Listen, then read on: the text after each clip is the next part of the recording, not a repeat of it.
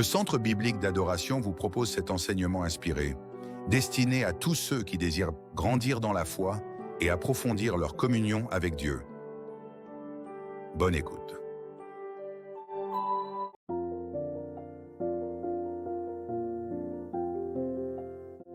Nous poursuivons notre étude en abordant le second point qui est l'adoration, une affaire de cœur.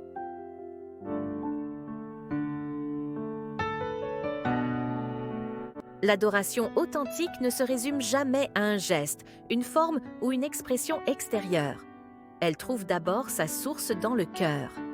Avant que les chants s'élèvent ou que les mains se lèvent, Dieu sonde les intentions profondes, les affections véritables et la sincérité de l'adorateur.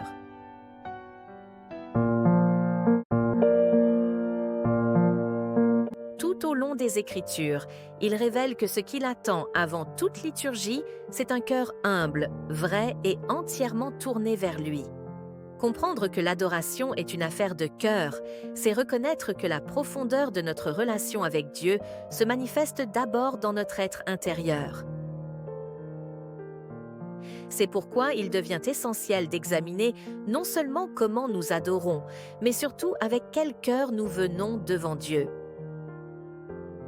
Pour aller plus loin et saisir ce que cette adoration authentique implique, nous devons maintenant répondre à deux questions fondamentales.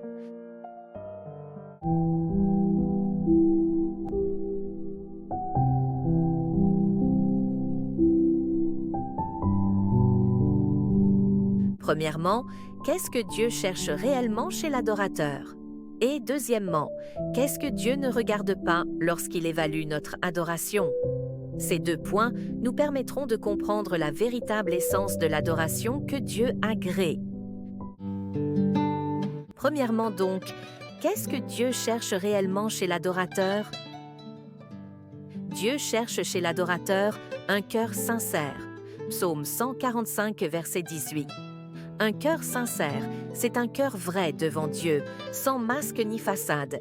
C'est cette authenticité qui l'écoute et qui le rapproche de lui. 2. Un cœur humble, Psaume 50 et un verset 17. Un cœur humble, c'est un cœur qui reconnaît sa dépendance de Dieu. C'est cette attitude brisée mais confiante que Dieu ne rejette jamais. 3. Un cœur pur, Psaume 24, versets 3 à 4. Un cœur pur, c'est un cœur débarrassé du double jeu et des intentions corrompues. C'est ce type de cœur qui peut s'approcher de Dieu et demeurer dans sa présence.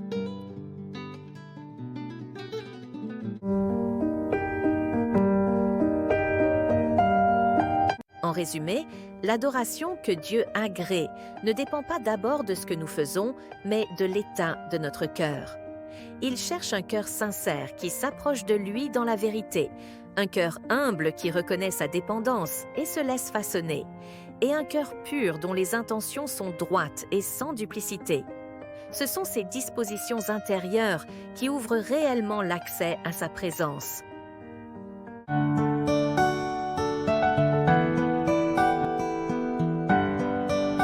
Deuxièmement, ce que Dieu ne regarde pas. Dieu ne regarde pas 1. A. La performance. 1 Samuel 16, verset 7. Dieu ne se laisse pas impressionner par la qualité technique. Il regarde l'authenticité derrière l'acte. 2. Aux apparences. Matthieu 23, 27. Les gestes extérieurs ne trompent pas Dieu.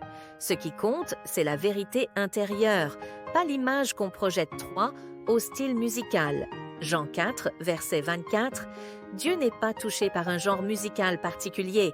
Ce n'est pas le style, mais le cœur qui l'accompagne qui lui importe. 4. Aux émotions superficielles. Matthieu 15, versets 8 à 9. L'effusion émotionnelle ne garantit pas l'adoration. Dieu cherche la profondeur, pas un ressenti passager. En résumé, Dieu ne se focalise ni sur la performance, 1 Samuel 16, verset 7, ni sur les apparences, Matthieu 23.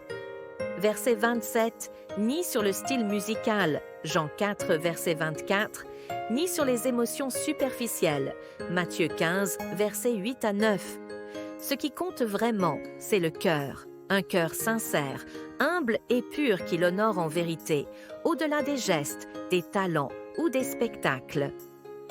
Conclusion, l'adoration authentique ne se mesure pas à ce que l'on fait, à la manière dont on le fait, ou aux émotions que l'on ressent, mais à l'état intérieur du cœur.